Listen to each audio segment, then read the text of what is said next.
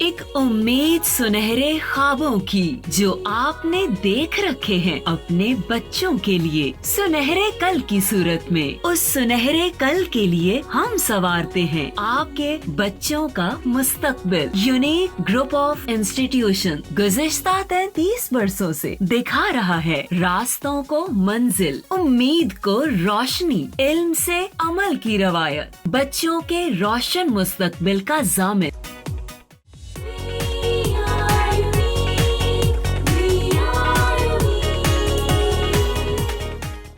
अस्सलाम वालेकुम स्टूडेंट्स, मैं हूँ मिस नाइला शब्बीर और आज लेक्चर नंबर 4 के साथ आपके सामने हाज़िर हूँ।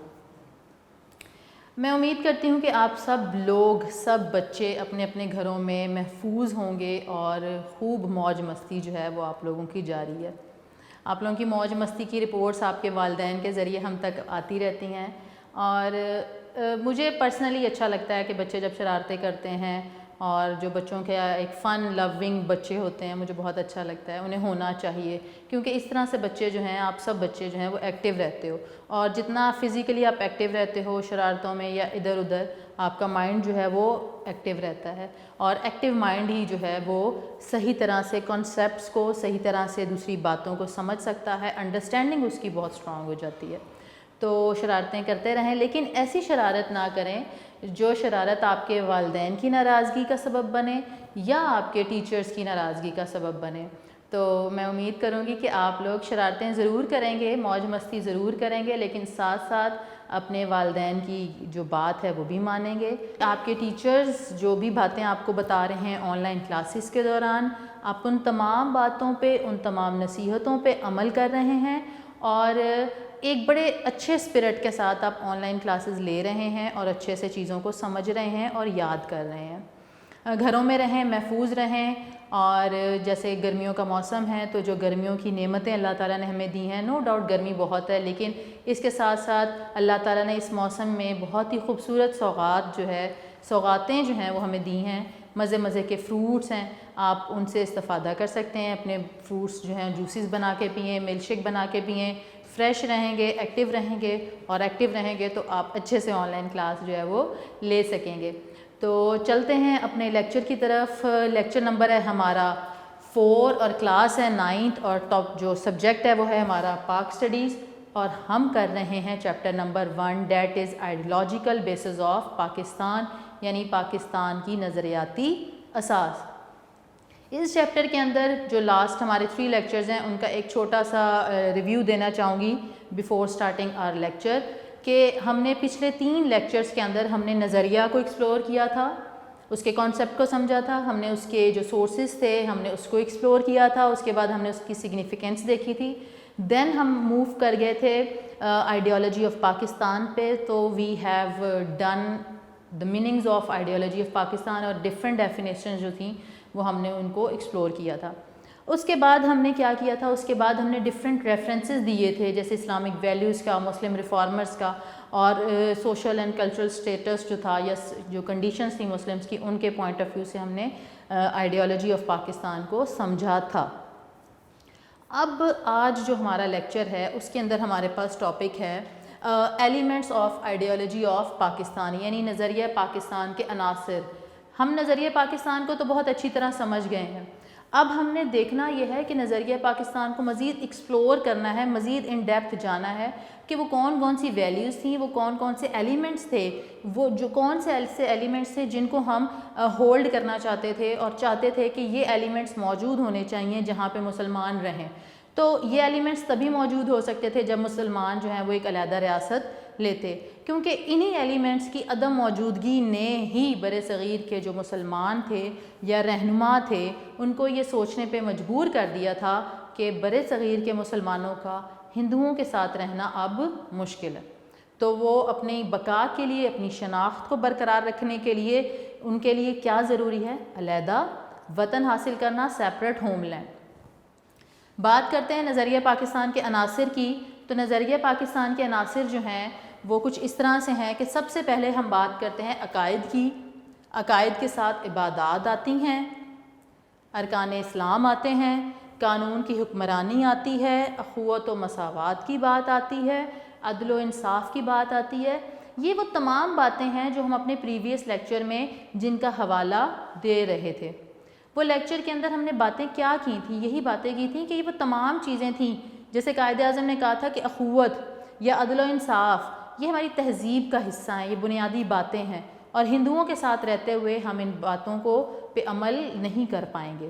تو یہی وجہ ہے کہ بر صغیر کے مسلمان جو ہیں وہ علیحدہ وطن حاصل کریں.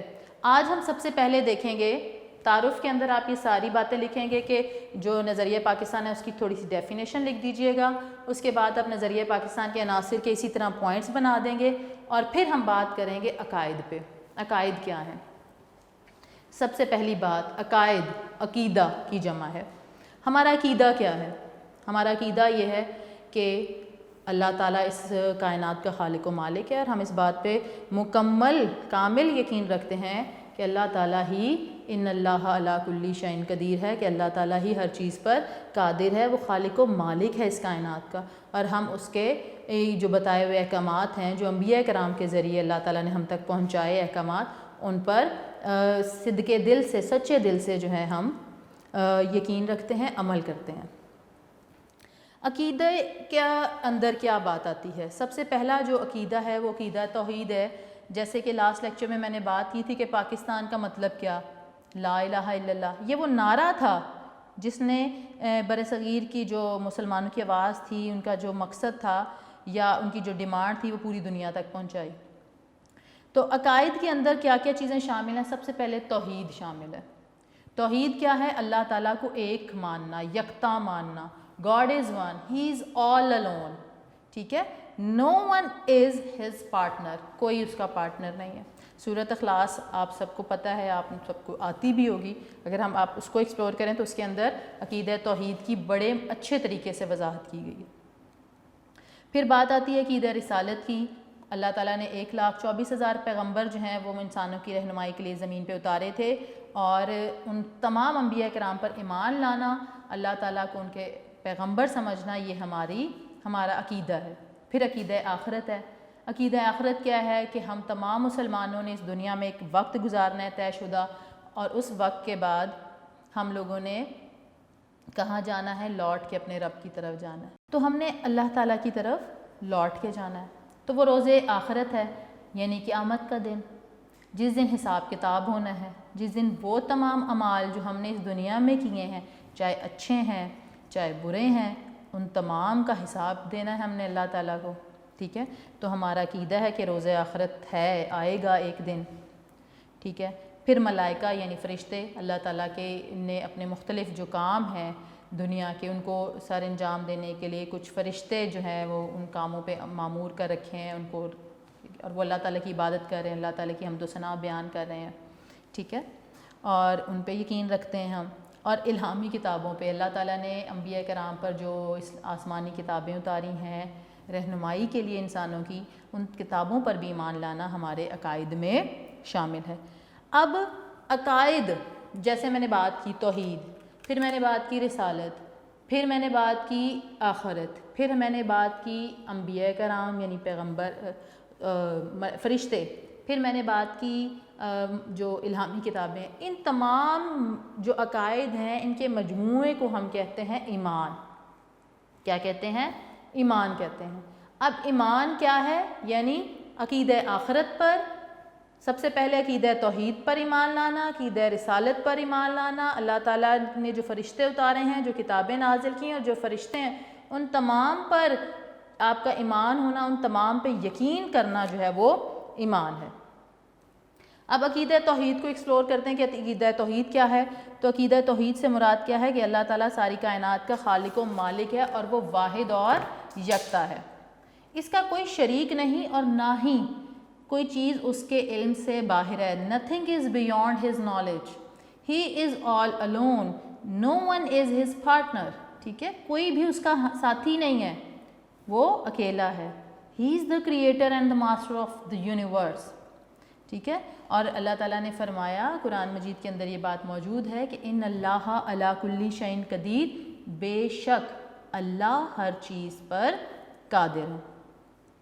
یعنی کوئی شے اس کی قدرت سے باہر نہیں ہے. یہ سورۃ بقرہ کی آیت نمبر 20 کے اندر اللہ تعالیٰ فرماتے ہیں، اور اللہ تعالیٰ اسی سورۃ بقرہ کی آیت نمبر 30 کے اندر فرماتے ہیں کہ میں زمین میں اپنا نائب بنانے والا ہوں، یعنی کہ ہم انسانوں کی حیثیت اللہ تعالیٰ کے نزدیک کیا ہے کہ ہم اللہ تعالیٰ کے نائب ہیں، اور اس لیے تمام مسلمانوں پر اللہ تعالیٰ کے احکامات کے اکارڈنگ عمل کرنا بہت ضروری ہے۔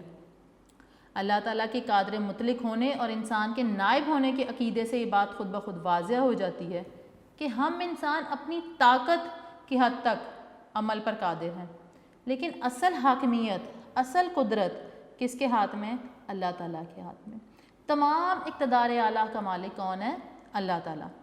اور اللہ تعالیٰ جو ہے وہ جو کوئی بھی احکام انہوں نے دیے ہیں، ہم انسانوں کا فرض یہ ہے کہ ان احکامات پر عمل کریں۔ ہم انسان اپنی طاقت کے مطابق عمل کریں اور اس کا نتیجہ، اس کا فیصلہ خدا تعالیٰ کے ہاتھ میں چھوڑ دیں۔ اس کے بعد بات آتی ہے عقیدہ رسالت کی۔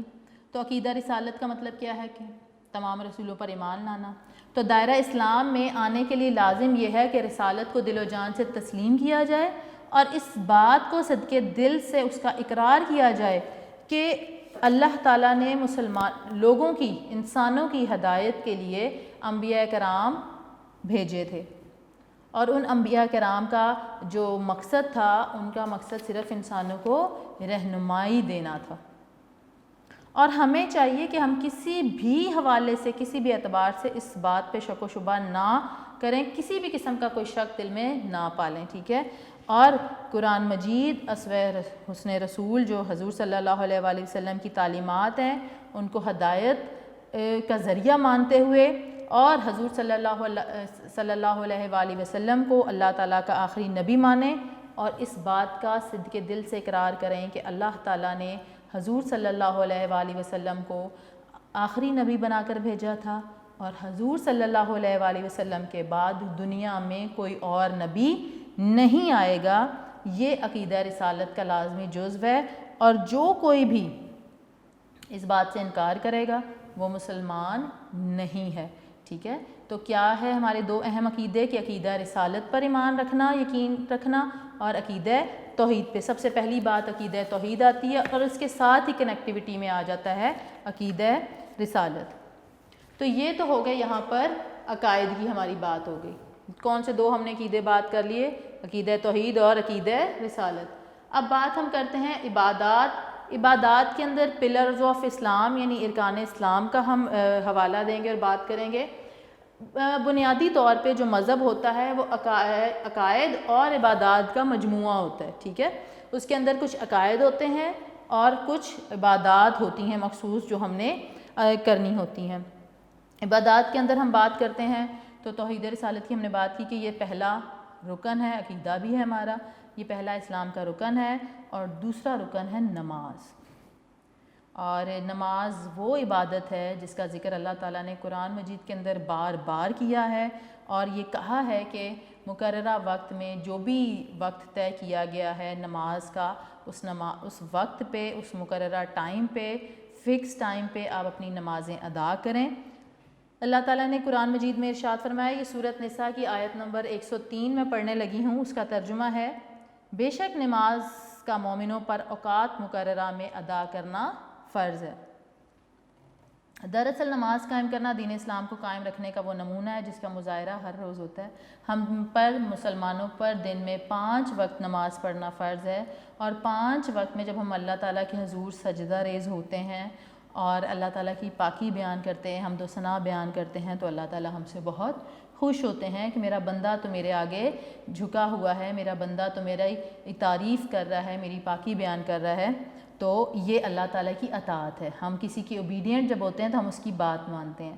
تو اللہ تعالیٰ نے ہمیں کہا ہے کہ نماز ادا کرو، اور قرآن مجید میں بار بار حکم دیا ہے، تو ہمیں اس کا حکم ماننا چاہیے۔ اور پھر ہم بات کرتے ہیں، تیسرا رکن ہمارے پاس زکوٰۃ ہے۔ زکوٰۃ جو ہے وہ مالی عبادت ہے، اور زکوٰۃ ایک ایسی عبادت ہے جس کے اندر دولت جو ہے وہ چند ہاتھوں میں اکٹھی نہیں ہوتی، بلکہ وہ پورے معاشرے میں گردش کرتی رہتی ہے۔ چند ہاتھوں میں اگر دولت اکٹھی ہو جائے گی تو پھر تو وہ لوگ امیر ہوں گے تو غریبوں کا خیال نہیں رکھیں گے۔ تو اسلام نے کیا اصول بنا دیا؟ زکوٰۃ۔ جو امیر لوگ ہیں وہ اپنے مال میں سے ایک فکسڈ نصاب ہے، یعنی کہ آپ اپنے مال کے اندر سے کچھ جو اللہ تعالیٰ نے بتایا ہوا ہے اس میں سے آپ نے 2.5% کی ریشو ہے، آپ سب کو پتہ بھی ہے، 2.5%، تو یہ جو شرح ہے اس کے اکارڈنگ آپ نے زکوٰۃ اپنے مال میں سے دینی ہوتی ہے۔ اور اس کا مقصد یہ ہوتا ہے کہ وہ غریب لوگ جو کہ افورڈ نہیں کر سکتے ہیں بنیادی ضروریات کو پورا کرنا، ان لوگوں کی وہ بنیادی ضروریات آپ کے اس زکوٰۃ کے پیسوں سے پوری ہو جائیں۔ تو اسی لیے کہا گیا کہ زکوٰۃ ایک مالی عبادت ہے، اس سے دولت چند ہاتھوں میں اکٹھی نہیں ہوتی بلکہ گردش میں رہتی ہے اور غریب طبقے تک پہنچ جاتی ہے، اور بالآخر اگر اس عمل کو شفاف طریقے سے کیا جائے تو بالآخر کیا ہوتا ہے کہ غربت جو ہے معاشرے سے وہ ختم ہو جاتی ہے۔ پھر بات آتی ہے ہمارے پاس چوتھا رکن آتا ہے روزہ۔ روزہ جو ہے وہ ایک بدنی عبادت ہے، اور روزہ جو ہے وہ بھی بہت ہی بڑا اظہار ہے ایک طرح کا اللہ تعالیٰ کی اطاعت کا، اور اللہ تعالیٰ کی اور بندے کے درمیان جو ایک قربت ہے، ایک کنیکٹیوٹی ہے، وہ روزے سے ظاہر ہوتی ہے۔ اب آپ سب بچے ماشاءاللہ سے روزہ رکھتے ہیں، 9th کلاس ہے، بڑے ہو گئے ہیں، روزہ رکھنا چاہیے، آپ سب پہ فرض بھی ہے۔ تو جب آپ روزہ رکھتے ہیں تو کبھی بھی ہمارے دل میں یہ خیال نہیں آتا کہ ہم کمرے میں اکیلے جا کے بیٹھ جائیں اور چپکے سے کچھ کھا پی لیں، ہمیں بھوک لگ رہی ہے، نہیں، کیونکہ ہمیں یہ اچھی طرح پتہ ہوتا ہے، اس بات کا بہت اچھے سے اندازہ ہوتا ہے کہ اللہ تعالیٰ ہر جگہ موجود ہیں، اور یہ چونکہ میرا اور میرے اللہ کا معاملہ ہے، اس لیے اس کے اندر کوئی بے ایمانی نہیں کر سکتا میں، اور مجھے اللہ تعالیٰ دیکھ رہے ہیں۔ تو ہم کیا کرتے ہیں؟ اپنی بھوک پیاس کو برداشت کرتے ہیں، صرف کس لیے؟ جسٹ ٹو پلیز اللہ تعالیٰ کے اچھے بندے بننے کا ثبوت دیتے ہیں، ہونے کا ثبوت دیتے ہیں کہ ہم اللہ کے اچھے بندے ہیں، کیونکہ ہم اس کا کہنا مان رہے ہیں، ٹھیک ہے؟ اور اللہ تعالیٰ نے فرمایا بھی ہے کہ روزہ جو ہے اس کا اجر میں ہی دوں گا۔ اس کے بعد ہمارے پاس آخری جو رکن ہے وہ آ جاتا ہے حج۔ حج جو ہے وہ صاحب استطاعت، یعنی وہ پیپل ہو کین افورڈ، جن کے پاس اتنا پیسہ ہے، آج کل کے زمانے کے حوالے سے بات کروں گی، وہ افورڈ کر سکتے ہیں، تو زندگی میں ایک دفعہ حج جو ہے وہ ضرور کریں۔ اور جب حج کے موقع پہ دنیا بھر کے مسلمان، ٹھیک ہے، وہ ایک ہی صف میں کھڑے ہو جاتے ہیں اور وہاں جا کر ایک زبان ہو کے وہ پکارتے ہیں لبیک اللہم لبیک، اے اللہ تیرا بندہ حاضر ہے، میں حاضر ہوں، تو وہ اس بات کا ثبوت ہے کہ مسلمانوں میں اتحاد ہے، اتنا بڑا اجتماع ہے، لیکن وہ سب کس کو پکار رہے ہیں؟ لبیک اللہم لبیک، یعنی اپنے خدا کو یاد کر رہے ہیں، اس کو پکار رہے ہیں۔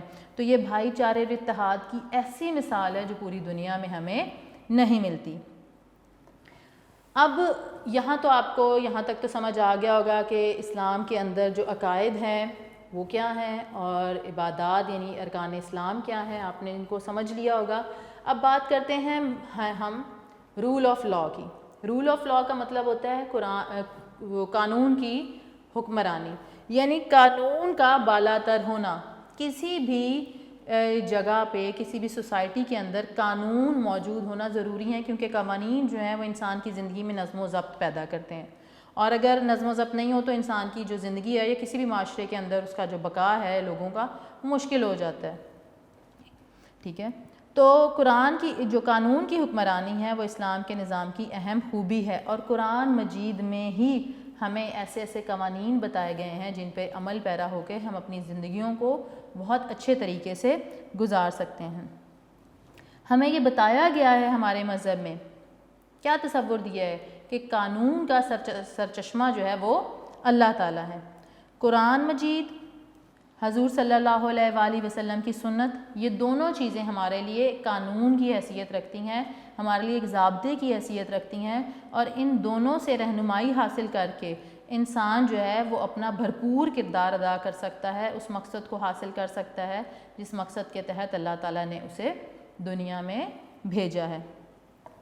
اسلام کے اندر قانون کی حکمرانی اس طرح سے ہے کہ اگر کوئی بادشاہ ہے وہ جرم کرتا ہے تو قانون کی نظر میں وہ مجرم ہے، اگر کوئی غریب غلام جرم کرتا ہے تو وہ بھی قانون کی نظر میں مجرم ہے۔ یہ نہیں اسلام کہتا کہ یہ بادشاہ ہے تو اسے چھوڑ دو، یہ غلام ہے تو اسے پکڑ لو، نہیں، اسلام کہتا ہے کہ قانون کی نظر میں غلام اور بادشاہ ایک ہی ہیں، ٹھیک ہے؟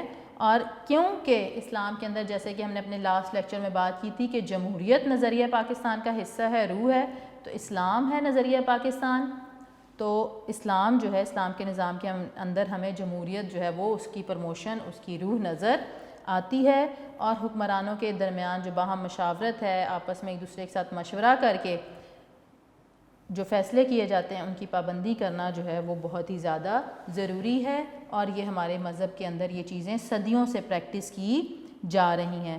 شرط کیا ہے کہ تمام فیصلے قرآن و سنت کی روشنی میں ہوں۔ جیسے میں نے بھی پہلے بھی بات کی تھی کہ اسلام جو ہے، Islam is a complete code of life. جب اسلام ایک ایسا مذہب ہے جو زندگی کے تمام پہلوؤں کا احاطہ کر رہا ہے، تو ہمیں اپنے تمام مسائل کا حل کہاں سے ملے گا؟ اسلام سے ہی ملے گا۔ تو اسلام کے اندر ایسے قوانین موجود ہیں جو کہ انسانی مسائل کو حل کرنے میں، انہیں سیدھی راہ دکھانے میں مددگار ثابت ہوتے ہیں۔ نیکسٹ ہے جی ہمارے پاس اخوت و مساوات، اور وہ ہے جی ایکویلٹی اینڈ بردرہڈ، فرٹرنٹی بھی کہا جاتا ہے، اخوت کو ہم فرٹرنٹی بھی کہتے ہیں۔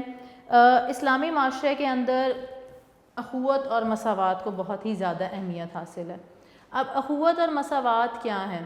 بھائی چارہ، برابری، ایک دوسرے کو برابر سمجھنا کہ میں بھی انسان ہوں، یہ بھی انسان ہے، ہم سب آدم کی اولاد ہیں، اور اسلام میں تو ہر مسلمان ایک دوسرے کا بھائی بھائی ہے۔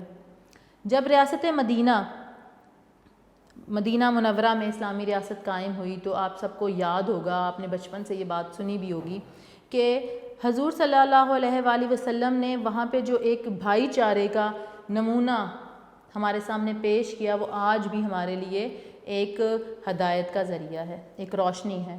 اور وہ مثال کون سی ہے؟ جب ایک انصار کا ہاتھ پکڑا اور ایک مکہ کے مہاجر کا ہاتھ پکڑا، اور ان دونوں کے ہاتھ ملا دیے اور کہا کہ آج سے تم بھائی بھائی ہو۔ تو یہ جو مثال تھی اس نے کیا ثابت کیا رہتی دنیا کو کہ ہاں مسلمان جو ہیں وہ صرف مذہب کی بنیاد پہ ایک دوسرے کے بھائی بھائی ہیں۔ تو ان سارے مدینہ نے اخوت و بھائی چارے کا وہ ثبوت دیا جو آج تک کہیں نہیں ملا۔ اپنی مال و دولت جو کچھ بھی ان کے پاس تھا اس میں آدھا حصے دار بنا دیا اپنے مہاجر جو بھائی تھا اس کا، جس کا تعلق مکہ سے تھا، اس کو، کیونکہ مکہ کے لوگ تو سب کچھ چھوڑ کے یہاں آ گئے تھے، تو جب وہ مدینہ میں آئے تھے تو ان کے پاس کچھ نہیں تھا۔ تو ان سارے مدینہ نے جب ان کے بھائی بنے وہ سارے مدینہ، تو انہوں نے اپنا آدھا حصہ جو دولت تھی یا جو مال تھا یا جائیداد تھی، زمین تھا، وہ آدھا حصہ انہوں نے اپنے مہاجر بھائی جو ہے اس کو دے دیا، اور اسے ہم مخابات مدینہ کہتے ہیں۔ اسلام جب نہیں تھا، اسلام کی آمد سے پہلے بہت ہی زیادہ کمی تھی ایسے اصولوں کی، ٹھیک ہے؟ کیسے اصولوں کی؟ مساوات کے اصولوں کی، کیونکہ اس زمانے کے اندر برابری کا درجہ نہیں تھا۔ جو ذرا طاقتور تھا وہ بڑا تھا، اس کو کوئی کچھ نہیں کہہ سکتا تھا، وہ جو چاہے کرے، وہ کسی کو قتل کر دے، کسی کو مار دے، کسی کے ساتھ برا سلوک کرے، کسی کو غلام بنا لے، کسی کی کوئی چیز لوٹ لے یا کسی کی کوئی چیز ہتھیا لے، ضبط کر لے، قبضہ کر لے، اسے کوئی کچھ نہیں کہتا تھا۔ لیکن اسلام کے آنے سے کیا ہوا کہ آپس میں جو اخوت تھی، جو محبت تھی، وہ جذبے پیدا ہوئے، کیونکہ پہلے جو لوگ تھے وہ ایک دوسرے کی جان کے دشمن تھے، لیکن حضور صلی اللہ علیہ وآلہ وسلم نے ان کو ایک نئی روشنی دی۔ وہ نئی روشنی کیا تھی؟ حقوق العباد کی۔ حقوق العباد کیا ہیں؟ حقوق العباد ہے بندوں کے حقوق۔ تو اللہ تعالیٰ نے حضور صلی اللہ علیہ وآلہ وسلم کو یہ باتیں سکھائیں اور حضور صلی اللہ علیہ وآلہ وسلم نے ہم تک پہنچائیں۔ اسلام سے پہلے جب اسلام کی تبلیغ نہیں بھی ہوئی تھی تو بھی مکہ کے جو کافر تھے یا وہاں کے اس وقت کے لوگ تھے، وہ حضور صلی اللہ علیہ وآلہ وسلم کو صادق اور امین کہتے تھے۔ تو یہی وہ خوبیاں تھیں جس کی وجہ سے اتنی جلدی اسلام جو ہے وہ قبول کیا لوگوں نے۔ حضور صلی اللہ علیہ وآلہ وسلم نے حقوق العباد پر زور دیتے ہوئے فرمایا کہ آپ یتیموں سے اچھا سلوک کریں، بیواؤں سے اچھا سلوک کریں، بے کسوں سے اچھا سلوک کریں، ٹھیک ہے، اور ناداروں پر شفقت کرنے کی تلقین کی۔ یعنی کہ یہ وہ طبقہ جو محروم ہے، وہ طبقہ جو کمزور ہے، اس سے محبت کریں، اس کے ساتھ اچھا سلوک کریں، تو اللہ تعالیٰ آپ کو اس کا ریوارڈ ضرور دے گا، ٹھیک ہے۔ اور آپ حضور صلی اللہ علیہ وآلہ وسلم نے لوگوں کو زندگی بسر کرنے کا ضابطہ دیا کہ آپس میں محبت سے رہو، اخوت سے رہو، بھائی چارے سے رہو، مساوات کی فضا قائم ہو۔ اور پھر حضور صلی اللہ علیہ وآلہ وسلم نے زکوٰۃ کا نظام متعارف کروایا، ٹھیک ہے، خیرات کے نظام کو جو اصول ہیں وہ وضع کیے۔ اس کے علاوہ جو ایک بڑی امپورٹنٹ چیز تھی سود، ناحق کسی کا مال کھانا، تو اس کو سختی سے منع کیا اور حرام قرار دیا کہ سود جو ہے وہ اسلام میں حرام ہے۔ اور یہ بھی بات کہی حضور صلی اللہ علیہ وآلہ وسلم نے کہ اسلام کے اندر دوسروں کے استحصال، یعنی کہ ہم دوسروں کے ساتھ زیادتی نہیں کر سکتے، ان کا حق نہیں مار سکتے۔ تو سود یہی ہوتا ہے کہ کسی کا حق مارنا، تو ہم کسی کا حق نہیں مار سکتے کیونکہ اسلام کے اندر ایسی لوٹ کھسوٹ کی اجازت نہیں ہے۔ پھر اخوت جب ہمیں اس بات کا درس دیتی ہے کہ ہم آپس میں محبت کے ساتھ رہیں، بھائی چارے کے ساتھ رہیں، ہم کسی کے حقوق نہ چھینیں، کسی کمزور کے اوپر ظلم نہ کریں، اور حضور صلی اللہ علیہ وآلہ وسلم نے بڑے خوبصورت انداز میں اخوت کو بیان کرتے ہوئے کہا کہ تمام مسلمان جو ہیں وہ ایک دوسرے کے بھائی ہیں، یعنی کہ ایک مسلمان دوسرے مسلمان کا بھائی ہے، وہ اس کے ساتھ دھوکہ نہیں کرتا، وہ اس کے ساتھ خیانت نہیں کرتا، وہ اس کی غیبت نہیں کرتا۔ غیبت کا مطلب یہ ہے کہ چغلی نہیں کرتا، بیک بائٹنگ نہیں کرتا، اس کے خلاف باتیں نہیں کرتا اس کی پیٹھ پیچھے۔ اور ساتھ ہی ساتھ حضور صلی اللہ علیہ وآلہ وسلم نے فرمایا کہ کینہ سے، بغض سے اور حسد سے دور ہو۔ کینہ کیا ہے کہ دل میں آپ دل میں کسی کے لیے آپ نفرتیں پیدا کرتے رہتے ہو، ٹھیک ہے، اور بظاہر آپ اچھے بنے رہتے ہو، تو یہ منافقت ہے، اور اسلام کے اندر ایسی چیزوں کی کوئی گنجائش نہیں ہے۔ اس لیے تمام مسلمانوں کو چاہیے کہ وہ آپس میں اتفاق سے رہیں، متحد رہیں، ایک دوسرے کی مدد کریں۔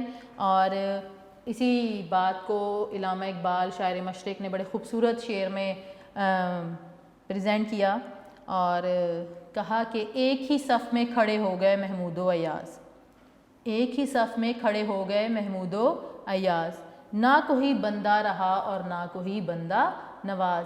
یعنی کہ اس میں ایک تاریخی واقعہ چھپا ہوا ہے کہ چاہے مسلمان، چاہے کوئی بادشاہ ہے، چاہے کوئی اس کا غلام ہے، وزیر ہے، جب نماز کا وقت ہوتا ہے تو تمام ایک ہی صف میں ایک ہی ساتھ کھڑے ہو جاتے ہیں، برابر کھڑے ہو جاتے ہیں، جو اس بات کا ثبوت ہے کہ اسلام کے اندر کسی کو کوئی سپریرٹی یعنی برتری یا کسی کو کوئی کمتری جو ہے وہ کسی کے لیے موجود نہیں ہے، بلکہ تمام انسان آدم کی اولاد ہے اور وہ اسلام کی وجہ سے ایک دوسرے کے بھائی ہیں۔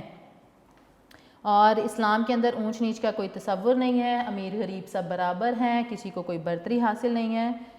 حضرت محمد صلی اللہ علیہ وآلہ وسلم نے اسی بات کو اپنے آخری خطبہ حجۃ الوداع کے موقع پہ فرمایا تھا، اور یہ بڑی ہی خوبصورت بات ہے، میں آپ کی بک سے اس کو پڑھ دیتی ہوں۔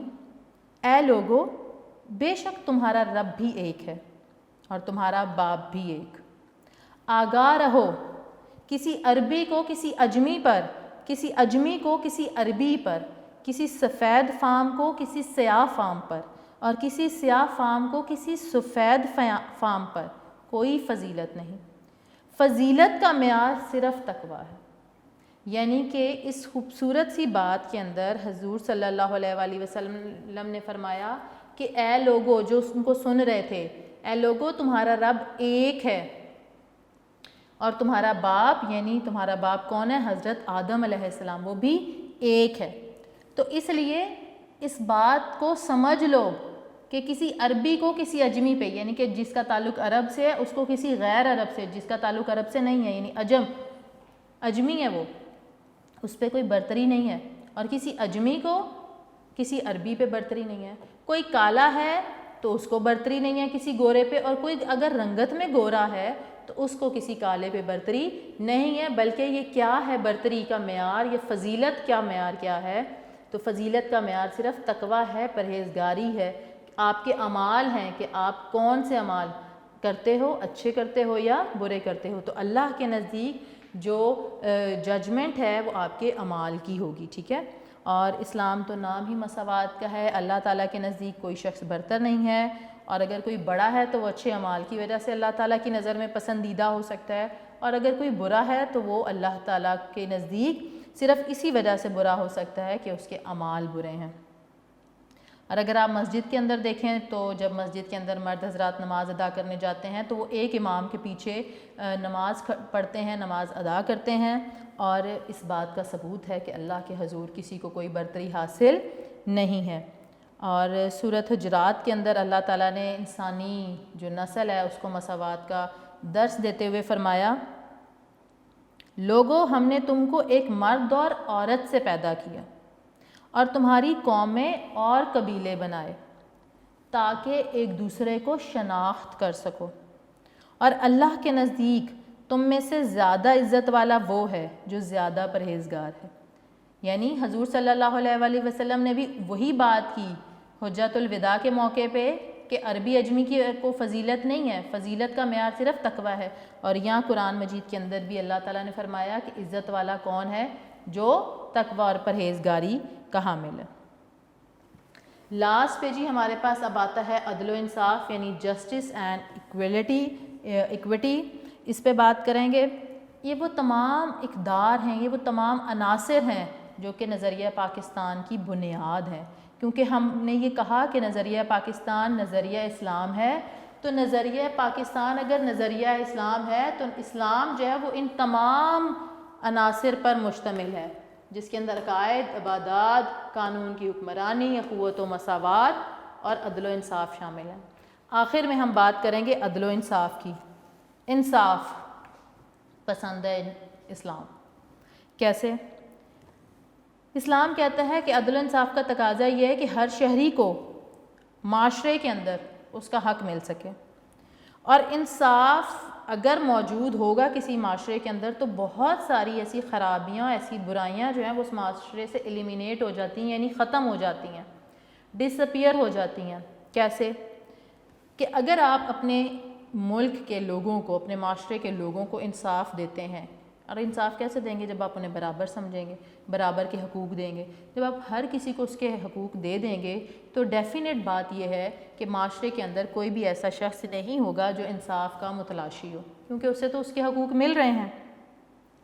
اور جب مجھے میرے حقوق ملیں گے، آپ کو آپ کے حقوق ملیں گے، آپ بچوں کو آپ کے حقوق ملیں گے، یہ ہمارے ارد گرد ہر شخص کو اس کا حق مل رہا ہوگا، تو ہم کسی کا حق چھیننے کی کوشش نہیں کریں گے۔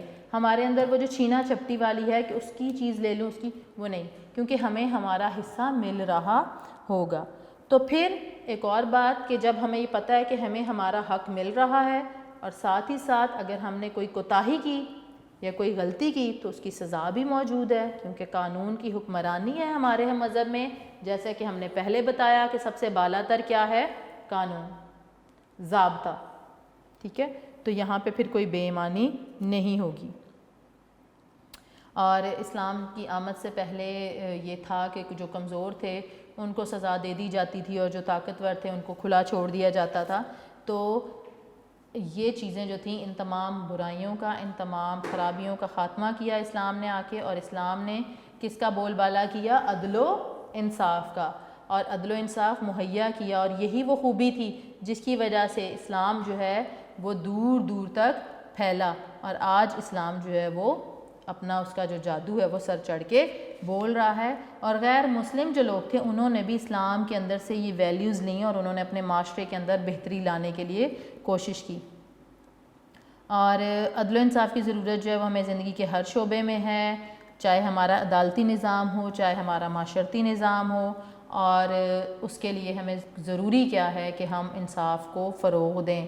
انصاف کو فروغ دینے کا مطلب یہ ہے کہ ہم ہر انسان کو، ہر شہری کو برابر کا درجہ دیں، اس کے لیے بنیادی حقوق جو ہیں حکومت وہ مہیا کرے، اور اگر ہر شخص کو اس کے بنیادی حقوق مل رہے ہوں گے اور اس کو اس کا حصہ مل رہا ہوگا تو ڈیفینیٹ بات یہ ہے کہ وہ کسی بھی طرح کی کوئی کوتاہی نہیں کرے گا، کسی بھی طرح کا کوئی جرم نہیں کرے گا۔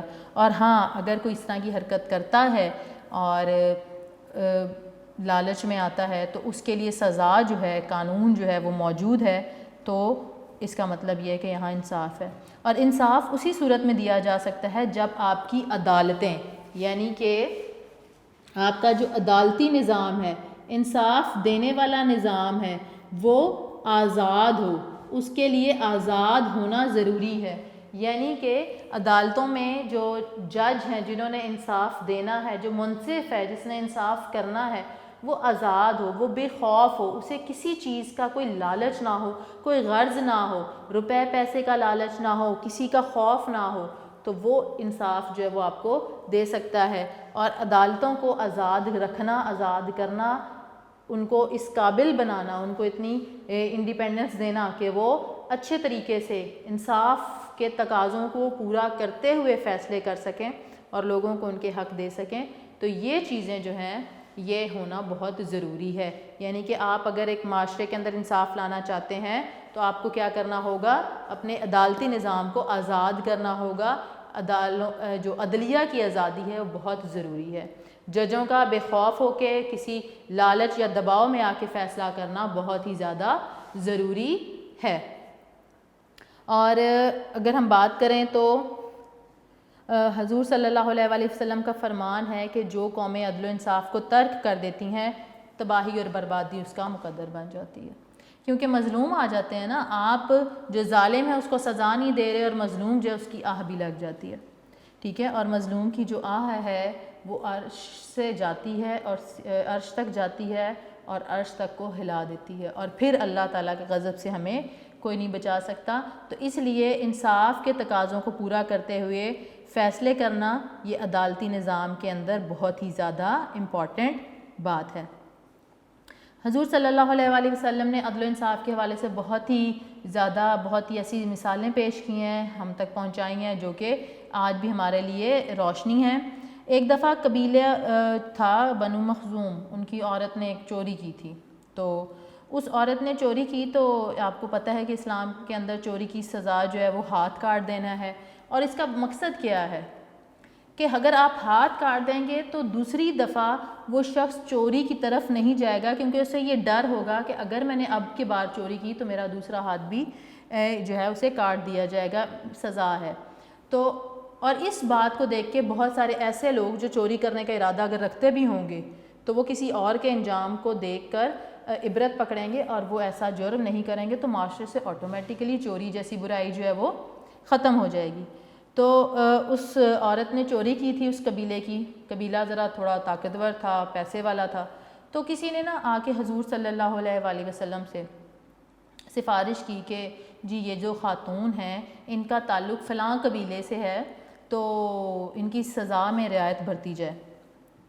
تو حضور صلی اللہ علیہ وآلہ وسلم نے فرمایا کہ تم سے پہلے قومیں اسی لیے تباہ ہوئیں کہ ان میں جب کوئی بڑا جرم کرتا تو اسے سزا نہیں دی جاتی, اور اگر کوئی چھوٹا جرم کیا کرتا تو اس پہ حد لاگو کر دی جاتی.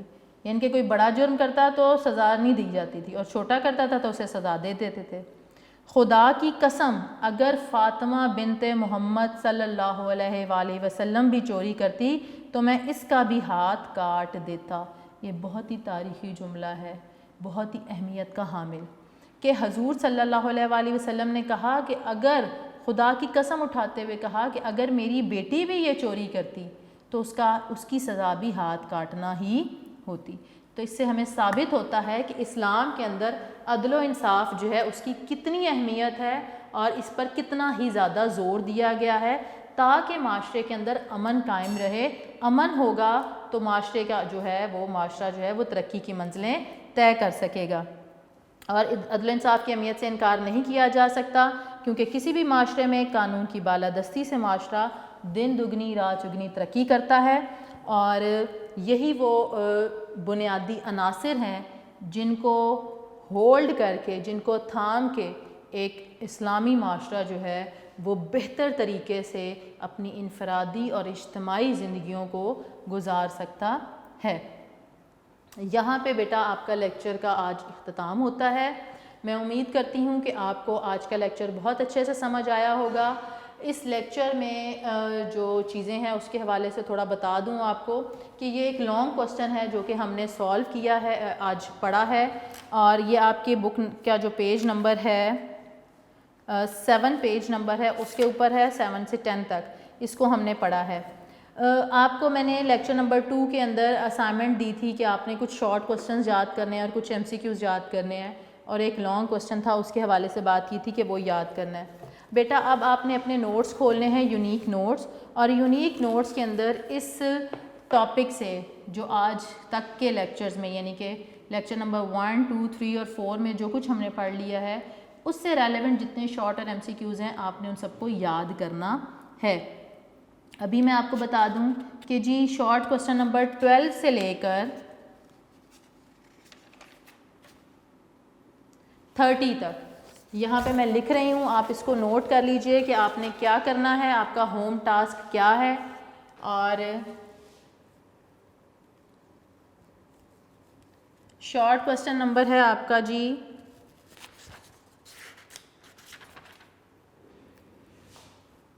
12 اور 12 ٹو شارٹ کوسچن بنتے ہیں آپ کے 30 تک.